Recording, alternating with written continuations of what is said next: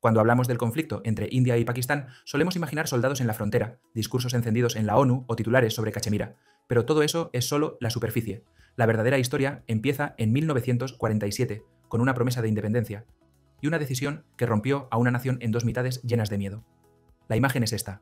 El Imperio Británico se retira tras casi 2 siglos de dominio y en el proceso deja un regalo envenenado, la partición de la India. La idea era simple, al menos sobre el papel, un país para los hindúes, otro para los musulmanes. Pero nadie se detuvo a pensar que dividir un país de más de 300 millones de personas en cuestión de semanas no es algo que pueda hacerse sin consecuencias, y mucho menos si esa división se basa en religión, miedo y líneas dibujadas a toda prisa sobre un mapa. El encargado de esa línea fue un abogado británico, Cyril Radcliffe.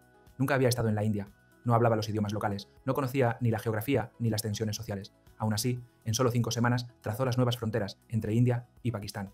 El resultado fue una cicatriz, literal, un trazo que separaba pueblos, barrios, incluso casas. Donde antes la gente compartía mercados, campos y festividades, ahora había soldados y alambradas. Y lo peor fue el miedo. Porque cuando se anunció la partición, nadie sabía con certeza en qué país iban a quedar. Las fronteras se anunciaron después de la independencia. Así que millones de personas tuvieron que tomar decisiones desesperadas sin saber si al día siguiente serían parte de una mayoría o una minoría. Musulmanes huyendo hacia el oeste, hindúes y sikhs escapando hacia el este. Se estima que más de 14 millones de personas cruzaron esas líneas imaginarias en un éxodo masivo. Y en el camino, la violencia estalló como una mecha encendida. Hombres asesinados en trenes, mujeres secuestradas, violadas o forzadas a convertir su religión, niños separados de sus familias, comunidades enteras aniquiladas. Fue una de las migraciones más sangrientas de la historia. Según algunas estimaciones, entre 1 y 2 millones de personas murieron. Pero lo más trágico no fueron solo las muertes, sino lo que dejaron atrás. Una herida colectiva, profunda, sin cerrar. Y aquí entra el comportamiento humano, porque cuando una sociedad sufre un trauma tan brutal, lo lógico sería que intentara sanar. Pero número, India y Pakistán hicieron lo contrario. En lugar de buscar reconciliación, construyeron su identidad nacional sobre la base del enemigo. Pakistán se definió como el hogar seguro para los musulmanes, lo que implicaba que la India no lo era.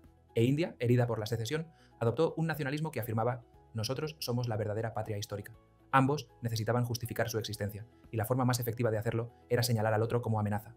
Los gobiernos aprovecharon ese miedo, porque el miedo une, el miedo moviliza, el miedo justifica ejércitos, justifica controles fronterizos, justifica narrativas que enseñan a los niños que el otro lado es el enemigo, y así lo que empezó como una tragedia humana se convirtió en una estrategia política. Pero no solo los gobiernos, también las personas. Imagina crecer escuchando que tu abuelo fue asesinado por un musulmán mientras huía a Delhi, o que tu abuela desapareció en un convoy hacia Lahore.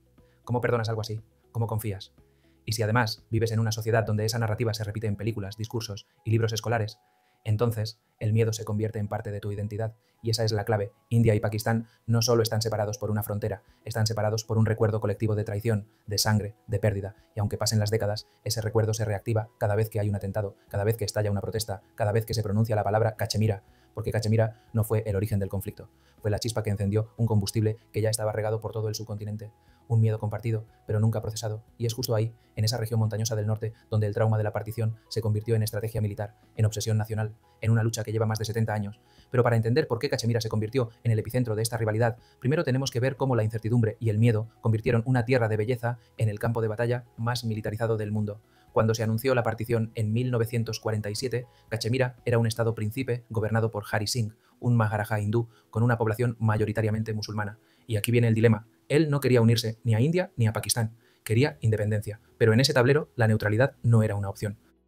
En octubre de ese mismo año, tribus pastunes armadas desde Pakistán cruzaron la frontera para liberar Cachemira. El maharaja, temiendo perderlo todo, pidió ayuda a la India.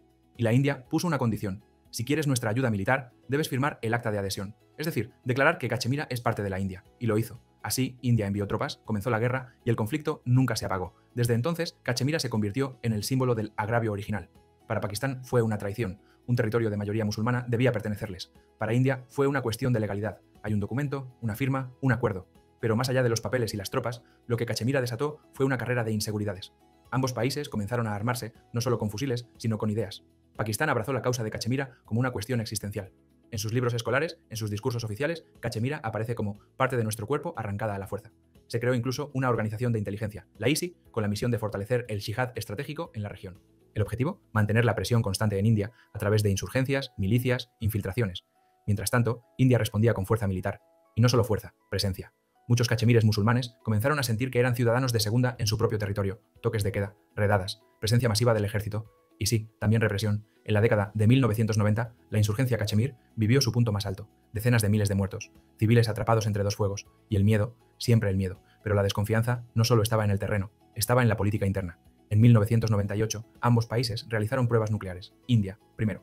Pakistán respondió semanas después. En cuestión de días, el subcontinente se convirtió en una de las regiones más peligrosas del planeta. Dos países pobres, con millones de personas sin acceso a agua potable o educación, decidieron que necesitaban armas capaces de destruir ciudades enteras. ¿Por qué? Por miedo a ser el que pierda primero. Aquí es donde la economía del comportamiento entra en juego. Cuando una nación actúa movida por el miedo, tiende a sobreestimar las intenciones agresivas del otro. Es lo que los psicólogos llaman sesgo de hostilidad. El otro siempre es más peligroso de lo que realmente es. Así, Pakistán ve cada movimiento en Cachemira como un intento de dominación. India interpreta cada protesta como una amenaza separatista financiada por enemigos externos. Ninguno se detiene a preguntarse qué quieren realmente los cachemires. Y mientras tanto, el nacionalismo crece. En India, con un gobierno que elimina el estatus especial de Cachemira en 2019, integrándola aún más en la Unión, pero sin consenso local. En Pakistán, con líderes que hacen de la causa Cachemir una herramienta política interna, especialmente cuando la economía tambalea o hay protestas sociales. El resultado es una región atrapada, más de 500.000 soldados indios estacionados en Cachemira.